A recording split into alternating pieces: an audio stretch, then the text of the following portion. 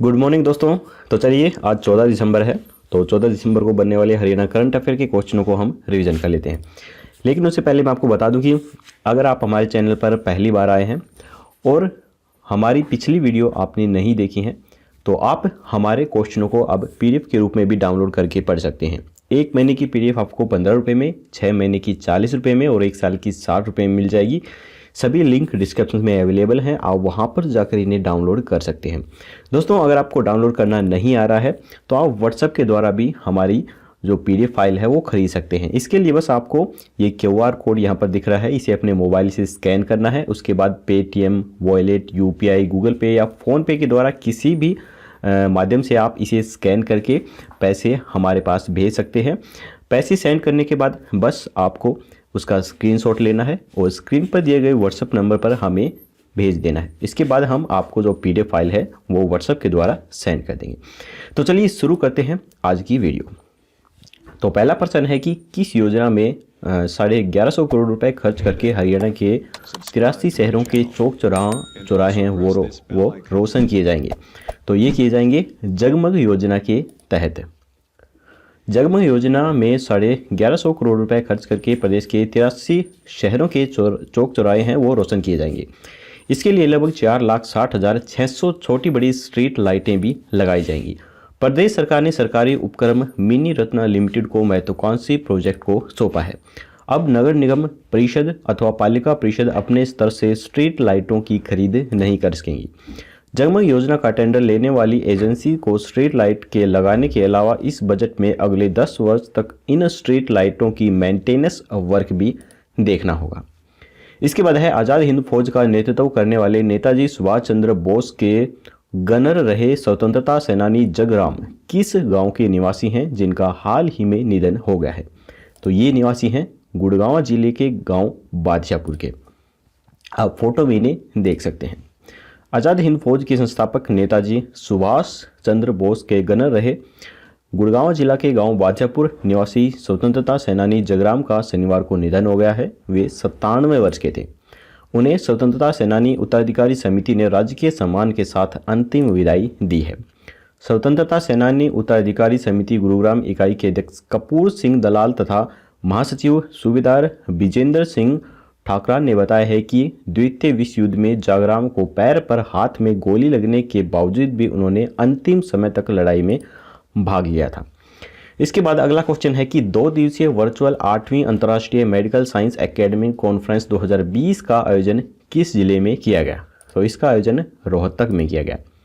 Health विश्वविद्यालय के community medicine विभाग की ओर से 2 दिवसीय वर्चुअल 8वीं अंतर्राष्ट्रीय मेडिकल साइंस एकेडमी कॉन्फ्रेंस 2020 का आयोजन किया गया। इस कॉन्फ्रेंस के organisation secretary doctor Ramesh Verma ने बताया है कि इस कॉन्फ्रेंस की थीम का विषय affordable health care challenge and future prospects रखा गया। उन्होंने व्याख्यान देते हुए आत्मनिर्भर भारत भी फोकस किया है। उन्होंने कहा है कि अभी हमारे देश में GDP का 1.6% ही हेल्थ केयर बजट पर खर्च किया जा रहा है। यह नगर 1824 ईस्वी में एक ब्रिटिश जिले का मुख्यालय बना था। पंडित भगवत दयाल शर्मा स्वास्थ्य विश्वविद्यालय चिकित्सक शिक्षण में एक श्रेष्ठ संस्थान है। रोहतक को शैक्षणिक नगर के नाम से भी जाना जाता है। तो इस पुस्तक का विमोचन VC डॉक्टर कोपी कालरा और रजिस्ट्रार डॉक्टर HK अग्रवाल यहाँ पर कर रहे हैं। फोटो में आप इन्हें देख सकते हैं। हाल ही में चंडीगढ़ में किसकी 20 नई प्रजातियां मिले हैं जो कि बांसुरी की धुन व पायल की झनकार जैसी आवाज़ें निकालते हैं। तो ये मिली हैं झिंगुर की नई प्रजातियां। शोध के जरिए झिंगुर की कई नई प्रजातियां पाई गई हैं। कुछ प्रजातियां लुप्त होने के कगार पर भी हैं। इस रिसर्च के लिए नॉन इन्वेजिव मेथड्स अपनाया गया है। शोध में कई परिणाम बेहतर आए हैं। इस पर आगे भी शोध चल रहा है। तो इन नई प्रजातियों की जो खासियत है वो भी हम जान लेते हैं। इनके शरीर पर एक बैंड मिला है। पुरानी प्रजातियों से इनके विंग अलग हैं। आंतरिक अंगों में भी परिवर्तन देखने को मिला है। कुछ भी खाकर यह जिंदा रह सकते हैं। बिना आवाज़ वाले झिंगुर भी इसमें शामिल हैं। कुछ की आवाज़ें बांसुरी और कुछ की पायल की झनकार जैसी हैं। लुप्त होती प्रजाति का नाम ग्रेसल्स क्वाड्रीमाकुलाटस है, जो कि वर्ष 2006 में ही रिसर्च के दौरान पाई गई थी। उसके बाद आज तक नहीं देखी गई है। इसके अलावा कई अन्य प्रजातियां भी नहीं मिली हैं। इनका कारण इंडस्ट्री आदि से निकलने वाला धुआं है। शहरीकरण भी एक इसका कारण बना है। मिली प्रजातियों पर अभी शोध चल रहा है। झिंगुर की आवाज़ के नमूने पंजाब, हरियाणा, चंडीगढ़, हिमाचल प्रदेश, उत्तर प्रदेश, दिल्ली, केरल, राजस्थान, महाराष्ट्र सहित कई जगहों से लिए गए हैं। यही नहीं, दक्षिण अमेरिका, अफ्रीका के झिंगिर के भी आवाज़ के नमूने लिए गए थे। इस शोध में टेरोप्लेस्टांस समेत 20 नई प्रजातियां भी मिली हैं। इन प्रजातियों की आवाज़ें बिल्कुल ही अलग हैं। मुंबई से केरल वाले क्षेत्र में बिना आवाज़ वाले भी झिंगुर मिले हैं। साथ ही यह झिंगुर कुछ भी खाकर जिंदा रह सकते हैं। अब तक इन पर इंजैविक मेथड से रिसर्च किया जाता था। इस विधि के जरिए कीटों को मारकर उनका डीएनए आदि पता कर उनकी प्रजातियों को खोजा जाता था। अब जो शोध पीयू के जरिए हुआ है उनमें नॉन इन्वेजिस मेथड्स का प्रयोग किया गया है, यानी कि झिंगुर के पास जाकर उनकी आवाज़ को रिकॉर्ड किया जाता है और उसके बाद सॉफ्टवेयर के जरिए उसका विश्लेषण किया जाता है। इसकी आयु 2 से 4 माह की होती है। जहाँ जहाँ यह पाया जाता है उस इलाके का इकोसिस्टम काफ़ी अधिक हेल्दी पाया जाता है। Inspire faculty doctor Ranjana Jaiswal ने 14 साल तक चले शोध में झिंगुर की आवाज़ का विश्लेषण किया है। तो यहाँ पर फोटो में भी इन्हें आप देख सकते हैं। इसके बाद है, चंडीगढ़ में तीनों सेनाओं में शौर्य दिखाने वाले इकलौते कर्नल कौन है जिन्होंने हाल ही में अपना 100वां जन्मदिन बनाया है? तो ये हैं कर्नल पृथ्वीपाल सिंह गिल। भारतीय सशस्त्र सेनाओं में ऐसा कोई प्रावधान नहीं है जिसके तहत कोई व्यक्ति वायुसेना में सेवा देने के बाद नौसेना में चला जाए और वहां से थल सेना में चला जाए। पूरे भारत में इसका सिर्फ एक ही उदाहरण मौजूद है और वह है चंडीगढ़ के रहने वाले कर्नल पृथ्वीपाल सिंह गिल। सेक्टर 35 में रहने वाले कर्नल गिल देश के इकलौते ऐसे सैन्य अधिकारी हैं जिन्होंने तीनों सेनाओं और पैरा मिलिट्री फोर्स में अपना शौर्य दिखाया है। कर्नल पृथ्वीराज सिंह गिल ने अपने सैन्य करियर की शुरुआत 1942 में रॉयल इंडियन एयरफोर्स में बतौर पायलट ऑफिसर के तौर पर शुरू की थी। तो यहाँ पर आप देख सकते हैं ये कर्नल हैं और अपने फैमिली के साथ ये अपना जन्मदिन बना रहे हैं। वे कराची में तैनात थे। कुछ समय बीतने के बाद उनके पिता को डर लगा कि कहीं पृथ्वीपाल एयर क्रैश का शिकार न हो जाए। उस समय उनके पिता की पहचान सेना के एक जनरल से थी। उनसे बात कर पृथ्वीपाल को नौसेना के अंदर ज्वाइन करवा दिया गया। यहाँ भी उनका करियर काफ़ी शानदार रहा और इन्होंने माइन स्वीपिंग शिप व आईएनएस में अपनी सेवाएं दी हैं। साथ ही साथ वे नवल गन के एक्सपर्ट भी बन गए। इसी दौरान उनका चयन महाराष्ट्र के देवलाली स्थित लोग गनरेरी स्टाफ कोर्स में हो गया। यह बहुत ही मुश्किल कोर्स होता है, लेकिन इस कोर्स में भी ये अव्वल रहे थे। यहीं से उनके लिए भारतीय सेना के दरवाजे खुल गए और भारतीय सेना की आर्टिलरी रेजिमेंट्स में इन्हें नियुक्ति मिली थी। साल 1965 में भारत पाकिस्तान के बीच हुई जंग के दौरान वे 71 मीडियम्स रेजिमेंट का नेतृत्व कर रहे थे। उन्होंने अपने जीवन के 100 साल पूरे कर लिए हैं। इस मौके पर उनकी पत्नी परमिंदर कौर और परिवार के अन्य सदस्यों के साथ 100वां जन्मदिन बनाया गया है। इसके बाद है, हरियाणा में विशेष तौर पर महिलाओं के लिए पहला अभियान होगा जिसे कि वीमेन नो योर हीमोग्लोबिन्स नाम दिया गया है। ये किस जिले से संबंधित है? तो इसका उत्तर जानने से पहले दोस्तों, अगर आपको वीडियो पसंद आ रही है तो वीडियो को लाइक जरूर कर दीजिएगा। अगर चैनल पर पहली बार आए हैं तो चैनल को सब्सक्राइब करके घंटे पर ऑल नोटिफिकेशन जरूर क्लिक कीजिए ताकि हमारी आने वाली लेटेस्ट वीडियो हैं वो आपको मिल सकें सबसे पहले। तो इसका आंसर है हिसार के अंदर। हीमोग्लोबिन को अक्सर महिलाएं नज़रअंदाज कर देती हैं। उपायुक्त डॉक्टर प्रियंका सोनी ने बताया है कि महिलाओं को भी एक पुरुष के बराबर अपने स्वास्थ्य का ध्यान रखने की ज़रूरत है। उन्होंने स्वास्थ्य विभाग के साथ मिलकर इसकी जांच के लिए भी एक बड़ा प्लान तैयार किया है। सामान्य तौर पर महिलाओं में 12 से 16 मिलीग्राम हीमोग्लोबिन होना चाहिए। इससे कम हीमोग्लोबिन होने पर शरीर में कई तरह की सेहत से जुड़ी समस्याएं भी हो सकती हैं। हीमोग्लोबिन का स्तर कम होने पर महिलाओं को कमजोरी, चक्कर आना, सिर दर्द जैसी समस्याएं भी देखने को मिलती हैं। मगर हीमोग्लोबिन की महत्ता का अंदाज़ा आप इस बात से लगा सकते हैं कि इसकी कमी के कारण गर्भवती महिलाओं में पीरियड के दौरान अधिक रक्तस्राव भी होता है। तो हीमोग्लोबिन क्या होता है, थोड़ा सा हम इसके बारे में भी जान लेते हैं। हीमोग्लोबिन खून की कोशिकाओं में मौजूद आयरन या लोह युक्त प्रोटीन होता है जो कि शरीर के अलग अलग अंगों तक ऑक्सीजन पहुंचाने का काम करता है। हीमोग्लोबिन फेफड़ों से ऑक्सीजन लेकर इसे खून के जरिए पूरे शरीर तक पहुंचाता है। महिलाओं में हीमोग्लोबिन की कमी का सबसे बड़ा कारण उनकी डाइट होती है। हीमोग्लोबिन का ही असर है कि महिलाएं थकान महसूस करती हैं और उन्हें ब्लड प्रेशर जैसी परेशानी भी हो जाती है। कई बार महिलाएं इस बीमारी की वजह से डिप्रेशन में भी पहुंच जाती हैं। इसके बाद है हरियाणा में अंतर्राष्ट्रीय गीता महोत्सव में किस दिन देश विदेश में गाय के गोबर से बने लाखों दिए जलाए जाएंगे।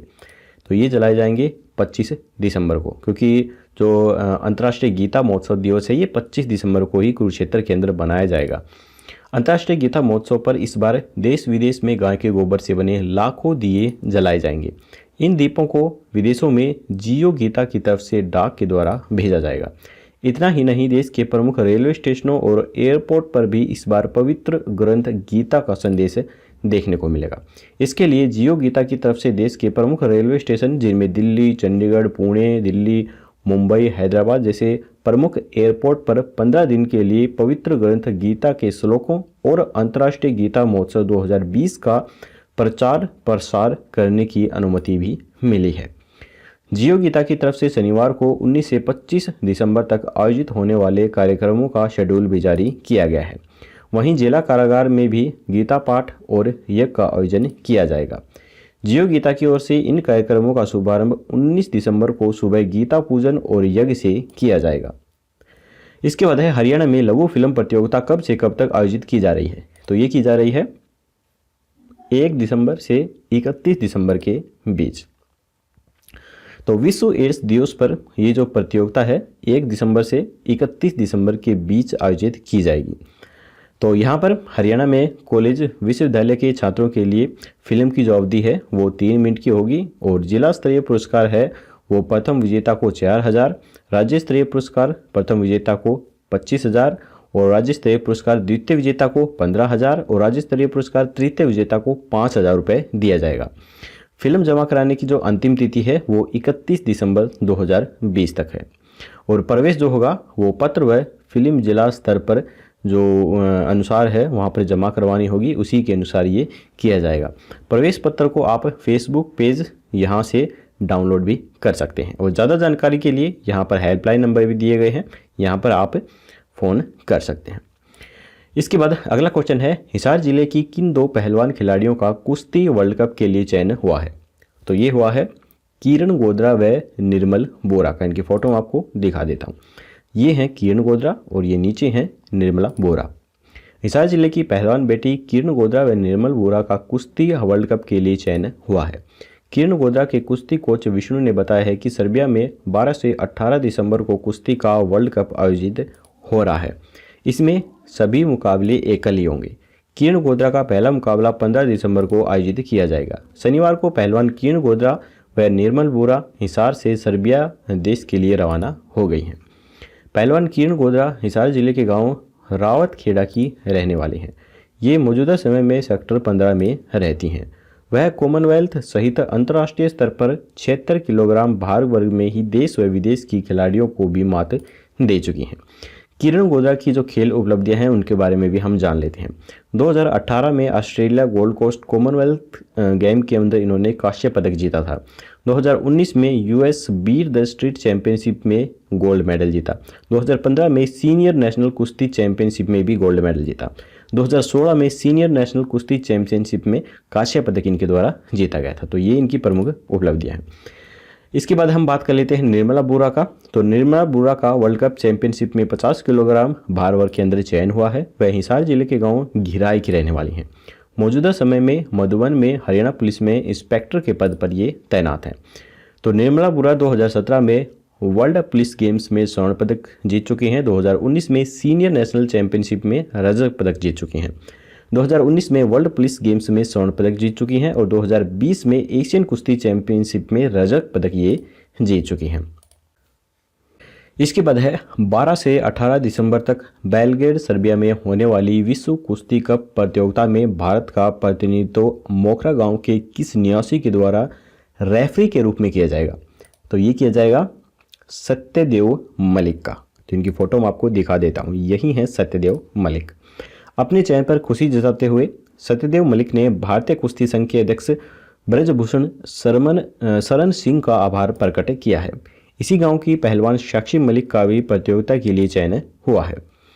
गांव के ही 2 होनहार के चयन होने से उनके पैतृक गांव मोखरा में काफ़ी खुशी का माहौल बना हुआ है। सत्यदेव मलिक विश्व कुश्ती संघ के द्वारा कैटेगरी 1S के रेफरी मनोनीत किए गए हैं। अंतर्राष्ट्रीय कुश्ती रेफरी व महर्षि दयानंद विश्वविद्यालय के विवादक प्रोफेसर राजेंद्र प्रसाद गर्ग ने उनको बधाई देते हुए कहा है कि उनकी मौजूदगी से निश्चित तौर से भारतीय पहलवानों को मनोवैज्ञानिक फायदा भी मिलेगा। यूनाइटेड वर्ल्ड रेसलिंग के द्वारा आयोजित होने वाला विश्व कुश्ती कप टोक्यो ओलंपिक से पहली तैयारी के रूप एक ट्रायल के तौर पर पहला कदम माना जा रहा है। पहलवान सत्यदेव मलिक के रूप में इस कुश्ती प्रतियोगिता के लिए भारत से सिर्फ एक ही रेफरी का चयन किया गया है। यह प्रतियोगिता बेलग्रेड सर्बिया में 12 से 18 दिसंबर तक आयोजित की जाएगी।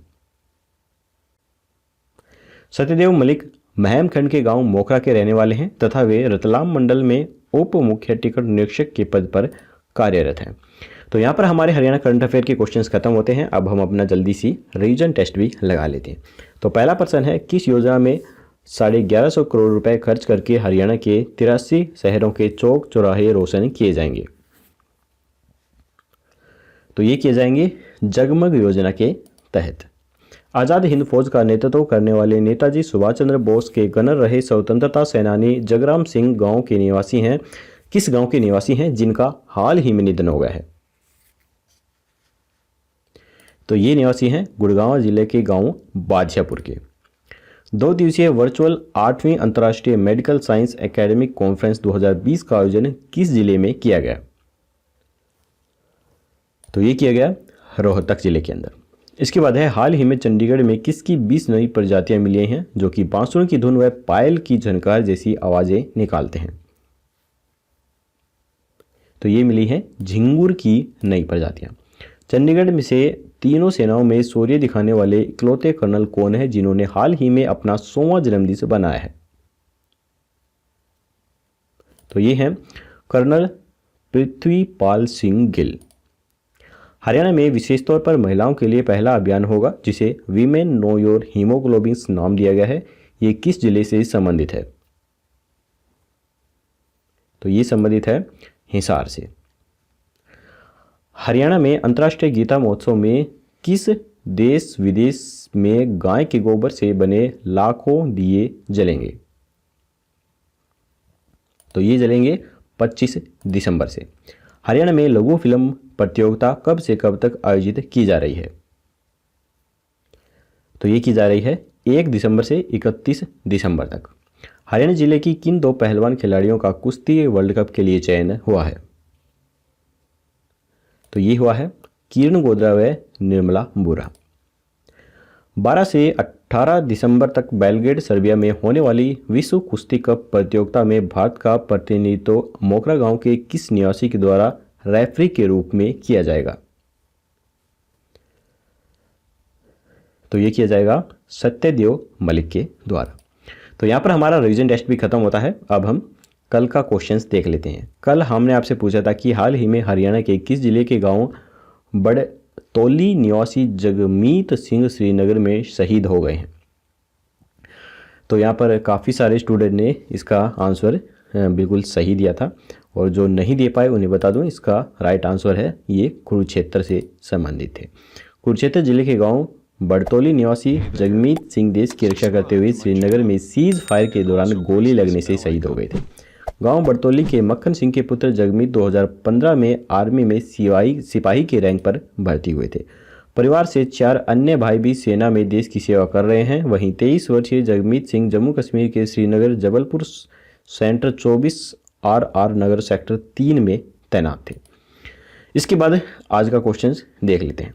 हरियाणा के किस शहर में फ्लिपकार्ट का सबसे बड़ा सप्लाई सेंटर तैयार किया जाएगा? तो यहाँ पर 4 ऑप्शन है, बहादुरगढ़, मानेसर, गोहाना या फिर बरवाला। आपको राइट ऑप्शन हमें कमेंट बॉक्स में बताना है। कल की वीडियो में आपको इसका राइट आंसर मिल जाएगा।